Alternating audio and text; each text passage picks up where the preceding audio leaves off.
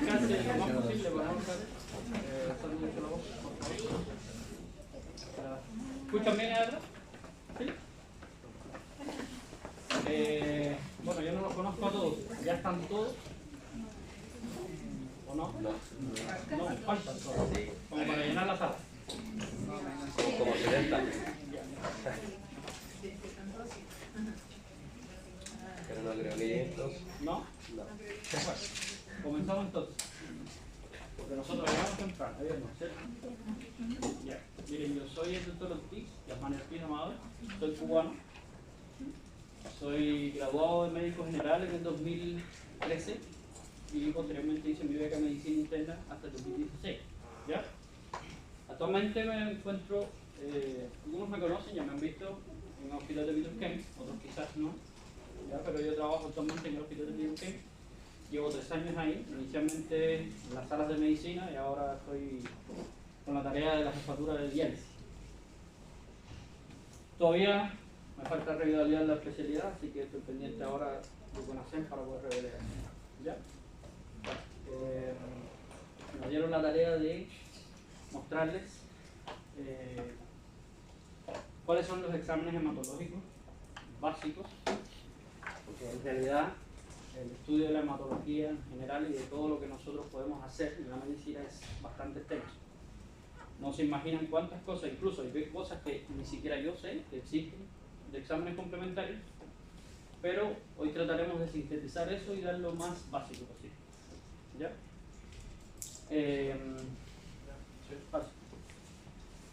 Bueno, iniciemos. ¿Cuáles son los exámenes complementarios más frecuentes que se hacen tanto a nivel de la urgencia como en una sala de medicina o en una consulta médica ambulatoria? Bueno, el hemograma completo. Ustedes deben, a lo mejor algunos los conocen. Una orina completa con un sedimento urinario, un perfil renal, y dentro de él es importante ver los electrolitos porque se asocia mucho a pacientes que tienen falla renal, ¿cierto? Dentro de ellos, bueno, lo más importante es el nitrógeno ureico, la creatinina, el ácido úrico, ¿cierto? Los electrolitos sanguíneos, dentro de ellos los más importantes, potasio y sodio, ya que hay otros que, si bien no son menos importantes, son más raros que haya trastornos asociados a ellos. ¿Ya? Los que más tienen y más frecuentes tienen trastornos son el potasio y el sodio. Y un perfil hepático donde lo más básico es la bilis, que puede ser total, directa, indirecta, y las transaminasas, dentro de ellas la GOT y la GPT. Bueno, yo creo que puse esta diapositiva porque creo que es importante recordar un poquito de dónde salen las células sanguíneas, ¿no? En cuanto a la parte del hemograma que vamos a ver. Sabemos que en la síntesis hematógena o la hematopoiesis se realiza en la médula ósea, ¿cierto? Sobre todo los huesos largos, ¿ya? Donde hay una célula madre, que se llama célula madre pluripotencial, ¿cierto? Que de ella derivan 2 líneas más, que es la línea mieloide. A su vez, pasa por diferentes estadios hasta que obviamente se crean los glóbulos rojos. Antes de este, es algo importante saber que este reticulocito, que aún tiene tiene núcleo, y después les voy a explicar por qué es importante saber. Las plaquetas y el mieloblasto, que a su vez se divide y crea los granulocitos, como los eosinófilos, los neutrófilos, los basófilos, que son los leucocitos, ¿ya?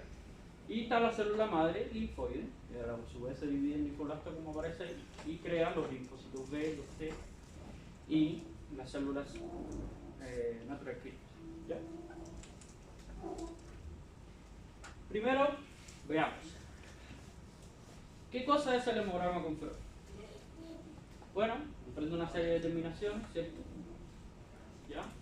Cuantitativas y cualitativas también, que se toman en la sangre periférica. ¿Por qué periférica? Porque es la sangre que circula en los vasos.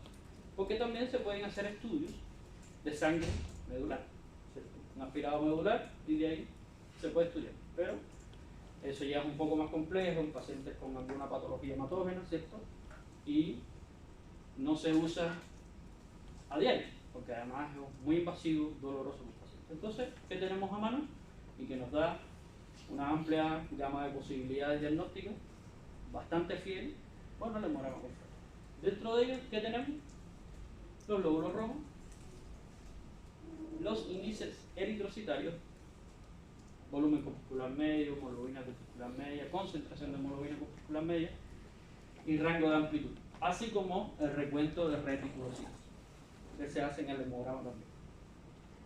Está el recuento de glóbulos blancos o leucocitos, dentro de ellos el neutrófilo, el basófilo que habíamos visto anteriormente y los linfocitos y las plaquetas.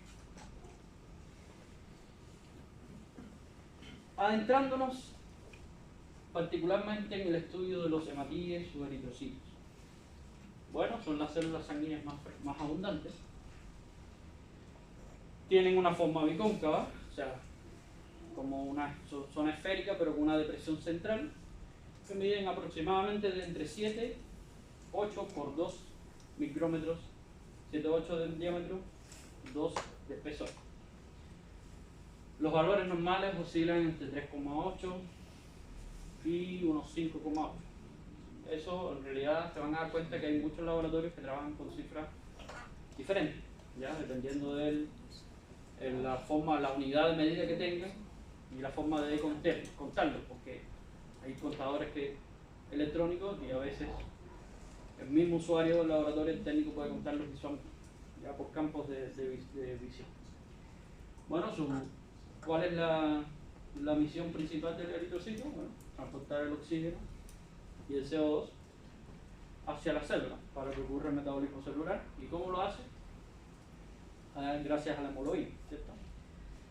La hemoglobina es una hemoproteína, como su nombre lo indica, que está conformada por un átomo de fierro central, por eso es tan importante en las anemias, sobre todo ferropénicas, vamos a ver más adelante, y que está rodeada de 4 anillos pirrólicos que sostiene mayormente la degradación de los mismos eritrocitos en la circulación. ¿Ya?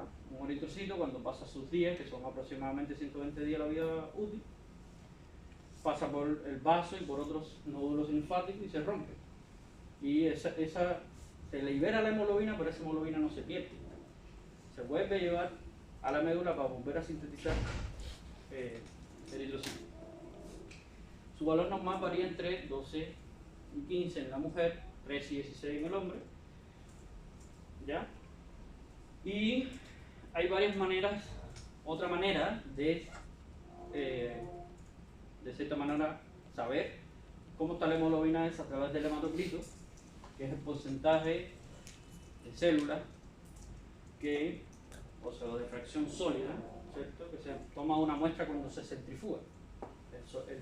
El sobrenadante es el hematocrito y eso te da una cifra que se puede multiplicar por 3 y tú puedes más o menos saber la cifra, no tan exacta, pero más o menos saber la cifra de hemoglobina. Y el recuento de reticulocitos, que son células jóvenes, como habíamos visto anteriormente, es un paso previo a la formación del eritrocito, porque todavía tiene núcleo, que es normal entre 0,5 o 1,5% de la masa eritrocitaria total. Y vamos a ver qué pasa con ellos en caso de anemias y demás. Bueno, los índices eritrocitarios, no sé si en algún momento en el hospital o que sí han visto, después les voy a poner unas imágenes de cómo se informa un hemograma según el laboratorio. Está el volumen corpuscular medio, que mide el promedio o el tamaño de los glóbulos rojos, ¿cierto? Que es de 82 a 95. En la próxima diapositiva vamos a ver cuando están altos o bajos estos índices eritrocitarios. ¿Ya? La hemoglobina corpuscular media, que mide la cantidad y promedio de la hemoglobina en un solo glóbulo rojo. Valor normal entre 25 y 32 aproximadamente. La concentración de hemoglobina corpuscular media, que también mide la hemoglobina en los glóbulos rojos. Además, incluye el cálculo del tamaño y el volumen de los glóbulos rojos. Y el ancho de distribución, que mide la diferencia entre el volumen y el tamaño de los mismos glóbulos rojos. ¿Ya? Bueno, ¿cuáles son las alteraciones en el tamaño y la coloración y su asociación patológica? ¿Ya? Porque vamos a tener varios pacientes, le vamos a hacer un hemograma Y bueno, tenemos que saber cuando hay un valor patológico y qué significa, ¿cierto? Porque no lo vamos a ver, sí, tiene anemia. ¿Y qué tipo de anemia tiene? Según el examen del hemograma, que puede darte una aproximación al tipo de anemia y uno dirigirse a buscar con otros exámenes complementarios cuál es el tipo de anemia, ¿ya? Cuando hay macrocitosis, o sea, cuando hay un BCM, como lo dice allá, mayor a 100, un volumen corpuscular medio mayor a 100, es cuando hay aumento del tamaño de los hematíes. Se ven hematíes grandes, ¿cierto? Que se ve frecuentemente en las anemias macrocíticas, frecuentemente con déficit de vitamina B12 y ácido fólico, así como enfermedades hepáticas. Pacientes con daño hepático crónico pueden tener este tipo de anemia, ¿ya? La microcitosis son, bueno, si macro es grande, micro es pequeño, ¿cierto? Entonces, hay glóbulos rojos disminuidos de tamaño con un BCM menor a 80 femtolitros, ¿cierto? Y se ve, sobre todo, como bien dice, en las anemias por deficiencia de fierro. La anemia por deficiencia de fierro vale decir que es la más frecuente de todas, ¿ya? Es la más frecuente. Cuando ustedes tengan un paciente con anemia, siempre la primera causa que les tiene que venir a la mente es que es ferropenia, ¿ya? Después, cuando vean el hemograma más específico, como están viendo acá, van a decir, bueno, no parece ferropenia, parece de otra causa. Pero siempre la más frecuente es la ferropenia. Y la hipocromía, que es la reducción del color del eritrocito, típicos a las anemias por déficit de fierro, y se relacionan con el índice de hemoglobina corpuscular. ¿Qué pasa? Que muchas veces estos dos se asocian. Las anemias por déficit de fierro generalmente son microcíticas y hipocrómicas, ¿ya?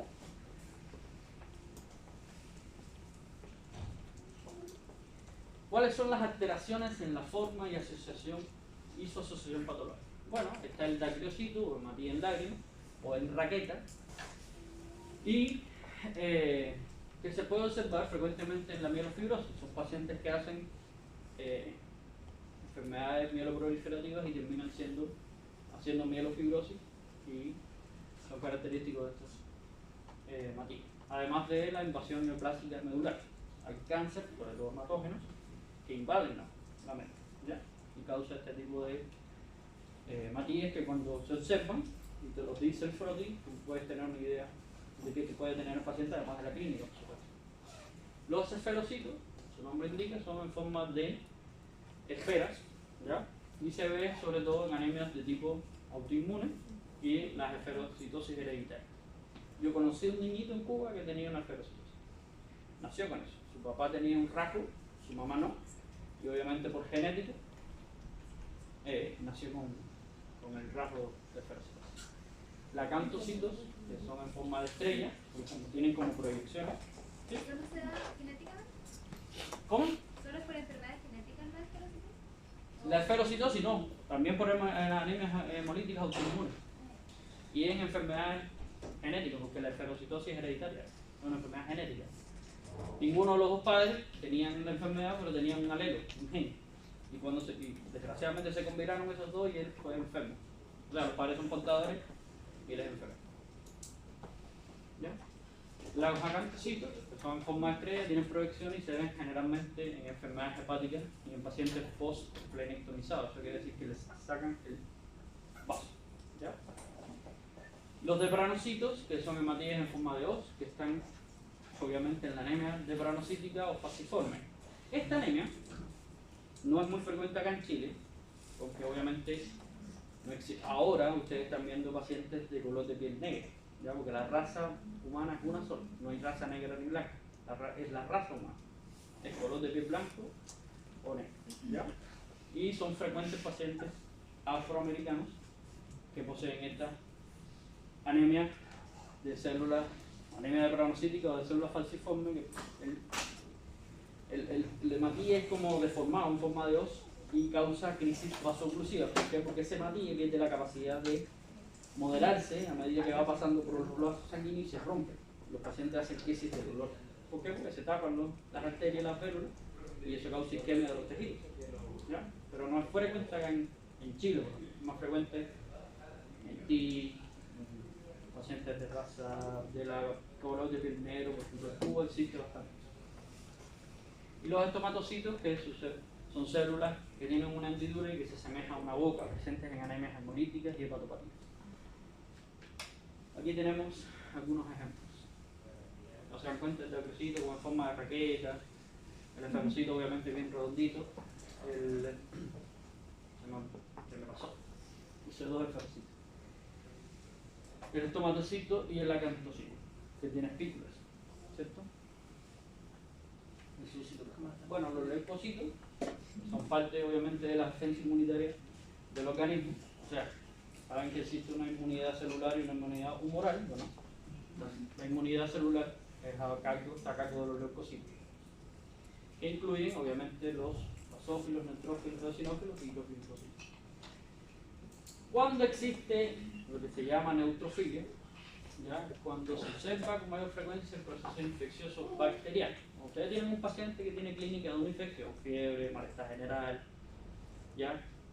Y ustedes le hacen un hemograma y el conteo global está alto y se fijan en los neutrófilos, está mayor al nivel normal, ustedes pueden decir, tiene una leucocitosis con neutrofilia, y son típicos o más frecuentes, aparecen en las enfermedades infecciosas de tipo bacteriano. También puede aparecer en cuadros de enfermedades inflamatorias, no infecciosas, como el lupus, la artritis reumatoide, ¿ya? Y en ocasiones aparecen células jóvenes. Muchas veces van a ver los profes que van a decir, pero tiene leucocitosis con neutrofilia y tiene desviación a la izquierda. Eso quiere decir que están saliendo de la médula, producto de que se está necesitando células para combatir la infección, células jóvenes, neutrófilos jóvenes, y eso se llama desviación a la izquierda. Hay otro parámetro que se llama la reacción leucemódica, que es cuando aumentan mucho, pero ya eso es más adelante cuando vean algunas enfermedades hematológicas. La neutropenia, bueno, si la neutrofilia es el aumento, la neutropenia es la disminución, ¿cierto? Eso se observa generalmente en infecciones graves. Cuando el paciente tiene infecciones graves, no llega con neutrofilia, llega neutropenia, porque se agotaron las reservas y ocupó todos los neutrófilos, ¿ya? Y también se ha visto en pacientes con neoplasias en tratamiento. ¿Qué pasa? Hay pacientes que tienen un cáncer y están en citostático. Y una de las complicaciones más frecuentes son las neutropenias febriles. Van a ver muchas veces que los pacientes están hospitalizados por lo mismo. Eso quiere decir que, producto de la quimioterapia, ya, como la quimioterapia hasta hoy día no es tan específica de algunas células cancerígenas, es tóxica también para las células normales, ataca a los neutrófilos y ataca a la médula y hace que bajen la cantidad de neutrófilos y el paciente empieza a presentar fiebre o una infección porque bajaron las defensas y se llama neutropenia febril en pacientes que están ocupando quimio producto de un cáncer. La eosinofilia es el aumento de los eosinófilos, tienen un valor, son poquitos en realidad los eosinófilos, del 1 al 4% del conteo global de los leucocitos, y generalmente se ve en procesos alérgicos, las parasitosis y algunos fármacos. ¿Cuáles procesos alérgicos? Bueno, el asma. Hay pacientes que tú dices, ¿será asmático? Puede ser. Vamos a tomarle un conteo global de eosinófilos y pueden tener eosinofilia. Hay parasitosis que generalmente se ven en el Caribe que cursan con eosinofilia. Y las linfocitosis, que es el aumento del recuento absoluto de linfocitos, 40% del valor normal, con mayor frecuencia producida por infecciones virales, ¿ya? Pero pueden estar disminuidos y eso se llama linfopenia, ¿ya? ¿Dónde pasa eso? En las inmunodeficiencias. ¿Cuál es la más frecuencia que nos está golpeando desde el 86? El VIH. De hecho, es un parámetro que se obtiene para evaluar la respuesta a la terapia antirretroviral de los pacientes. Se les hace conteo de CD20 y si están altos, bueno, el paciente está respondiendo bien y tiene menos propenso a tener una infección oportunista, ¿cierto? Las plaquetas, otras de las células sanguíneas y que aparecen en el informe del hemograma, que son fragmentos pequeños de citoplasma, son irregulares, carentes de núcleo, que son de 2 a 3 micrómetros de diámetro. Desempeñan un papel súper importante, que es la primera defensa ante un sangrado. Normalmente, cuando la sangre está dentro del vaso sanguíneo, ni se coagula, ni se escapa, porque ahí hay muchos mecanismos que evitan que se coagule dentro del vaso y hay muchos que evitan que se salga, ¿cierto? Y uno de ellos es la plaqueta. Cuando nosotros sufrimos un traumatismo, una rotura de un vaso sanguíneo, empieza a escaparse la sangre y eso pone a activar varios factores que dan señales a las plaquetas y las plaquetas van y tapan el vaso lesionado, ¿cierto? Primero se llega una, emite una información, llegan varias, se adhieren y forman el tapón plaquetario.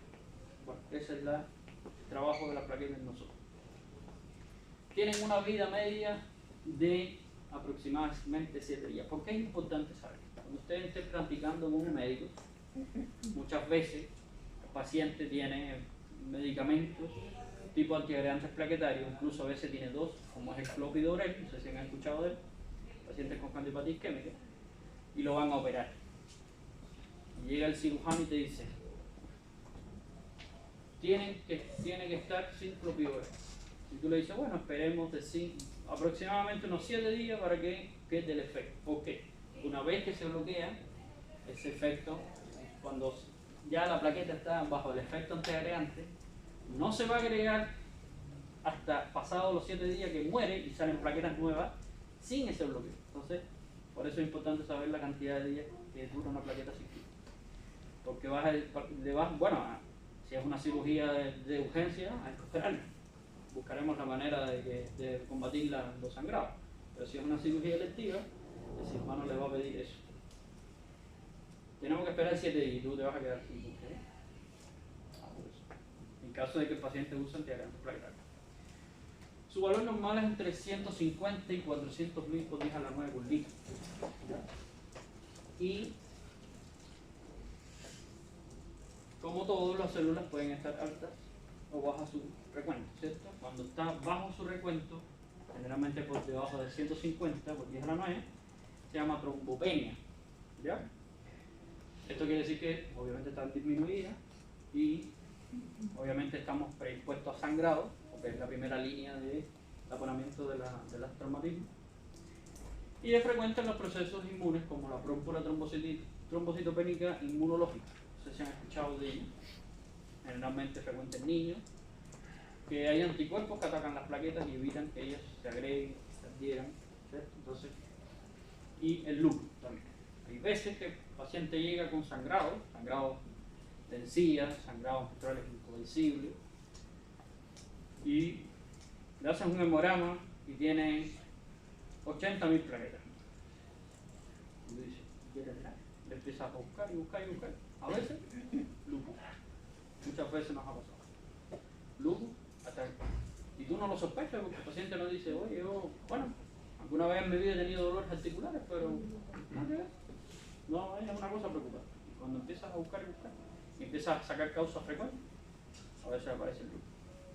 Y la trombocitosis, obviamente es el aumento por encima de 400, a veces 450, 500, y que puede estar asociada a enfermedades hematológicas como la policitemia vera, que es uno de los tipos de los trastornos mieloproliferativos que van a verlo cuando estén internados y sean médicos, ¿ya? Que aumentan mucho, incluso a veces tienden a tapar los vasos y hacer eventos isquémicos a nivel celular, a nivel cardiovascular y a nivel de otros órganos de la economía. Bueno, aquí tenemos 2 hemogramas. Obviamente van a darse cuenta que hay diferencias, ¿cierto? Este es uno normal y el otro es patológico. Este es un individuo que llega a urgencia por cualquier otra causa que le hacen un hemograma como parte de la rutina, y aquel se lo hicimos ayer a una paciente en diálisis. ahí demuestra que obviamente, ¿qué está abajo? Bueno, los reticulocitos, los eritrocitos, está abajo el hematoclito, está abajo la hemoglobina, porque acuérdense que el hematoclito no es más que la forma sólida del plasma, ¿cierto? Y la hemoglobina obviamente va a estar baja. Porque si está abajo el hematoclito, baja la hemoglobina. Además vemos que hay un recuento bajo de plaquetas, normal entre 150 y 400, obviamente. Neutrófilos, se dan cuenta, están un poquito altos, ¿ya? Y los linfocitos están bajos. ¿Por qué? Cuando uno hace un conteo, el total de las células tiene que dar 100%. O sea que si unos aumentan mucho, el otro obviamente disminuye, porque no puede haber 120 ni 130%, tiene que ser 100%. Nunca van a haber neutrofilia, por ejemplo, con linfocitosis, a menos que sea una enfermedad hematógena que esté atacando las 3 líneas celulares y haya todo esté elevado. Pero generalmente en infecciones y demás, uno está alto, el otro está bajo. ¿Ya?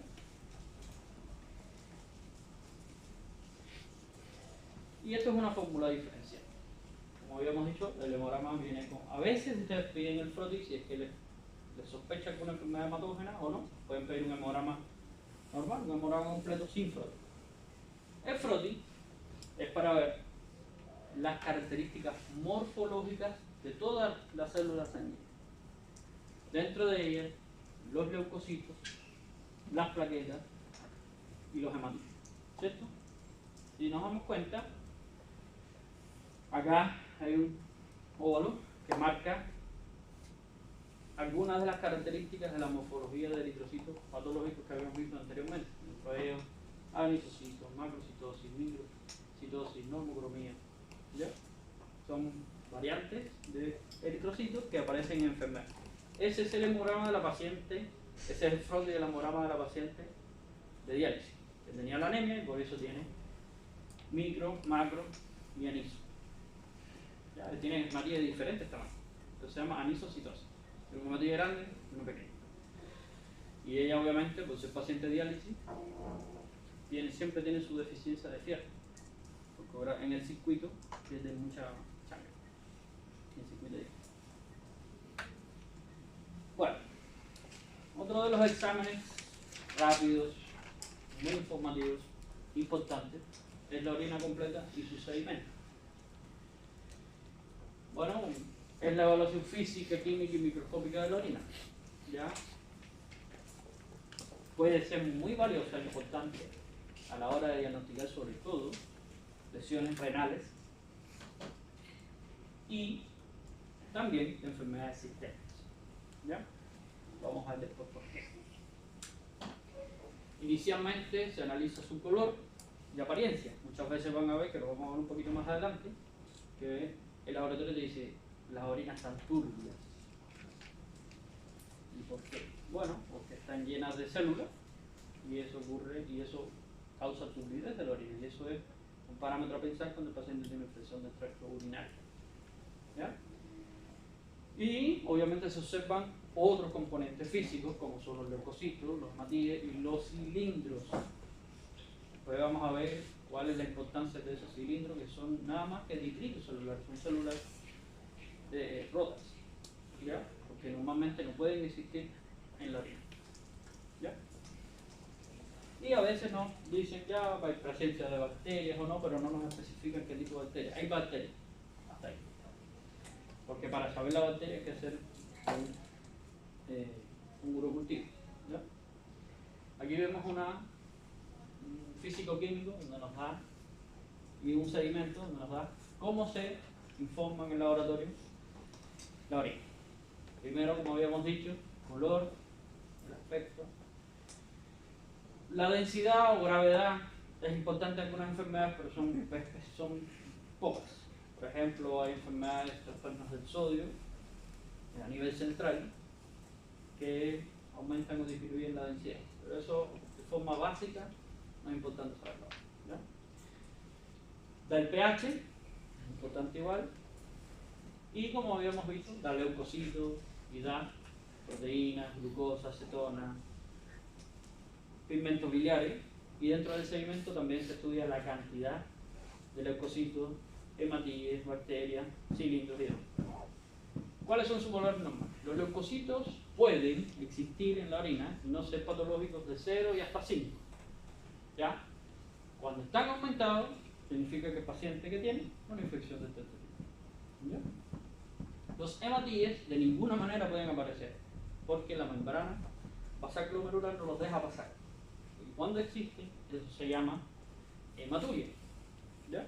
Puede estar micro o macroscópica. Puede haber hematurias micro, que quiere decir que solo se van a demostrar en el laboratorio, y macro cuando obviamente tú ves a un paciente que está orinando sangre. Y eso se puede ver en las secciones de tracto urinario, pero además también se pueden ver en la litiasis. ¿Por qué? Porque una litiasis que esté en un uréter daña la pared y eso hace que sangre. Y se ven hematíes en la orina. Y en las nefritis, ¿ya? Inflamaciones de los componentes del riñón, del glomérulo, que causan hematíes. La glucosa. Nunca debe haber glucosa en sangre, en la orina. ¿Por qué? Porque si hay mucha glucosuria, bueno, tú puedes decir que el paciente es diabético. Y pasa. Cuando el paciente está sobre todo descompensado, no tiene que estar ninguna complicación. Descompensación, tienen glucosuria. ¿Ya? Las cetonas es importante en la diabetes mellitus porque es una manera de demostrar que el paciente tiene una de las complicaciones propias de la diabetes, que es la cetoacidosis diabética. Las proteínas no deberían aparecer en la orina. La membrana basal glomerular, el glomérulo, nos deja pasarlas, sobre todo la albúmina, que es la más frecuente porque su carga molecular es muy alta y no las deja pasar. Y aparecen las glomerulopatías, el síndrome nefrótico, ¿ya? Y en otras glomerulopatías que dañan la membrana basal, dañan los pies de los podocitos, que son parte de la anatomía, y deja pasar las proteínas. ¿Ya? Y los cilindros tampoco deberían existir, ¿ya? Porque son parte de las enfermedades glomerulonefríticas, glomerulopatía.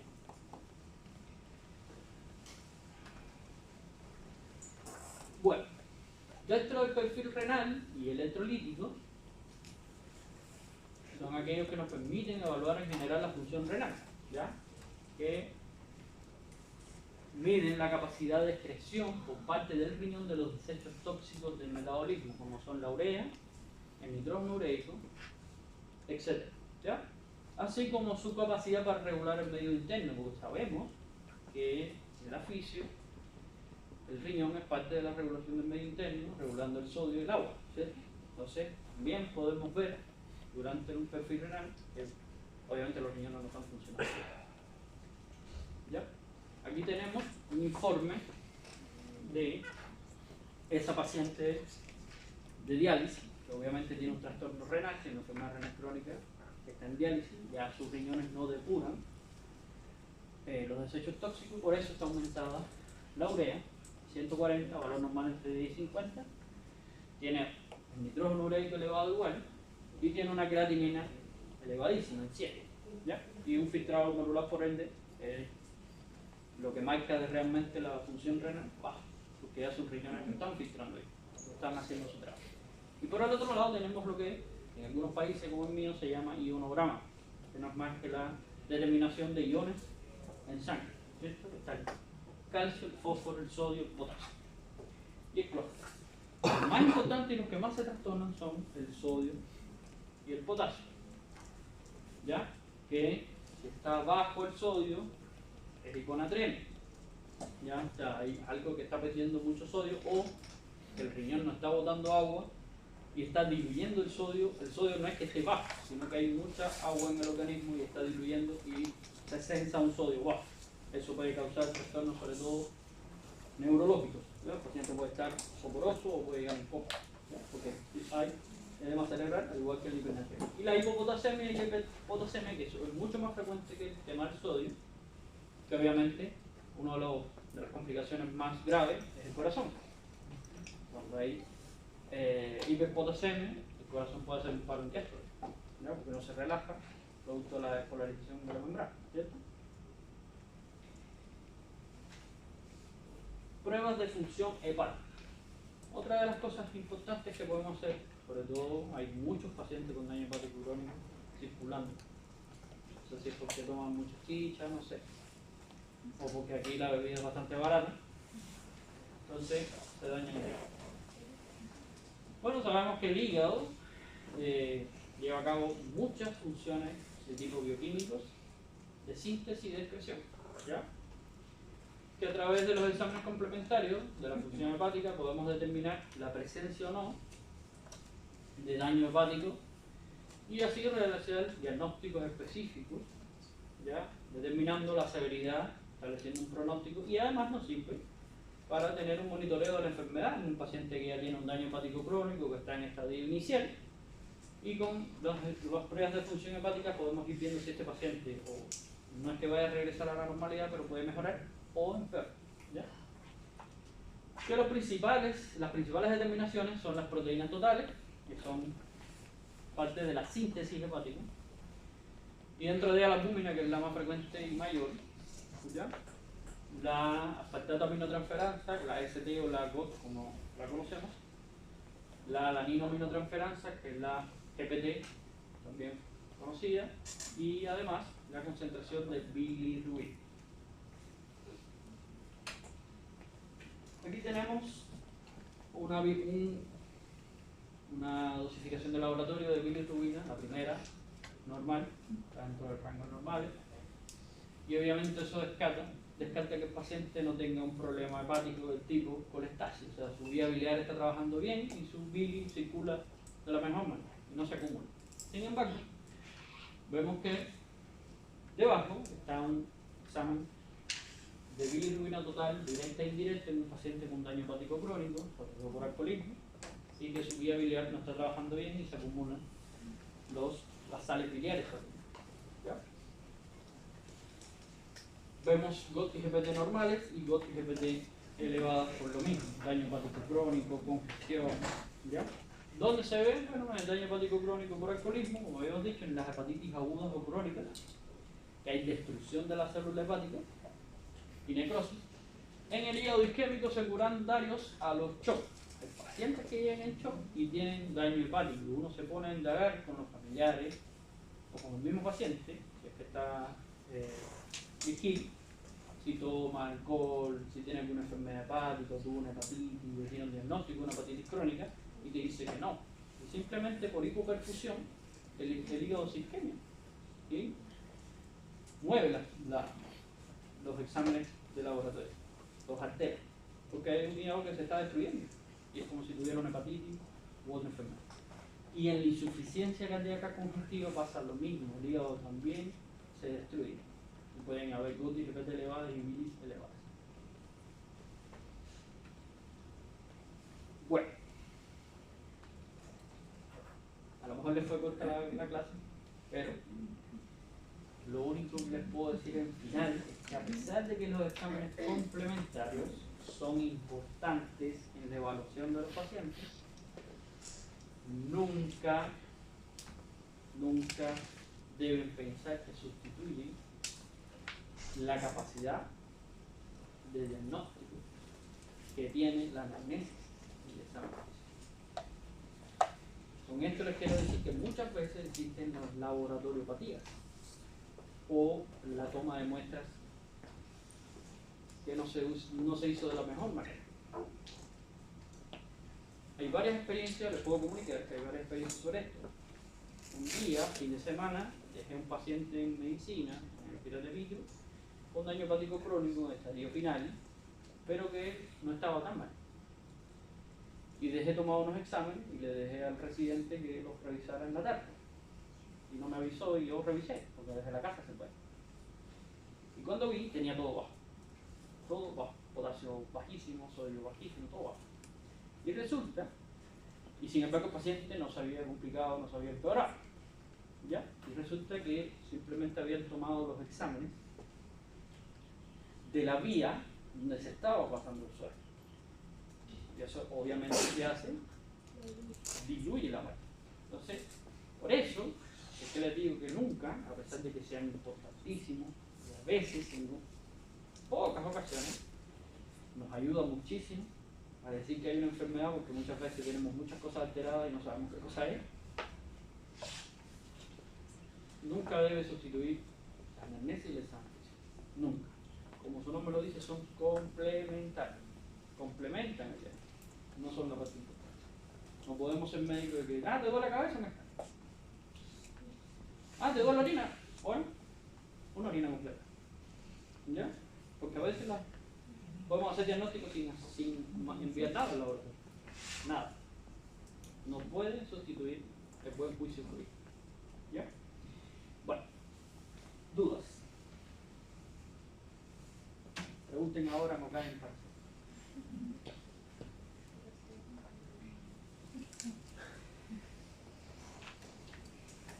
¿Habían leído algo?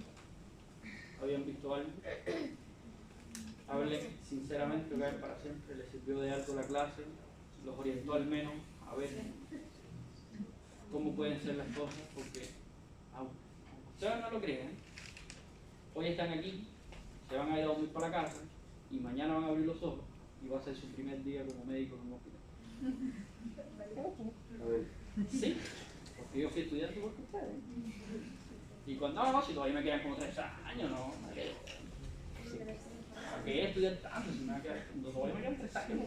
Cuando vienen a ver, me van a ir, porque a mí me hicieron eso. Yo me gradué de médico general, me tocaron la puerta, porque justamente había una epidemia de cólera en Cuba y yo estaba de vacaciones.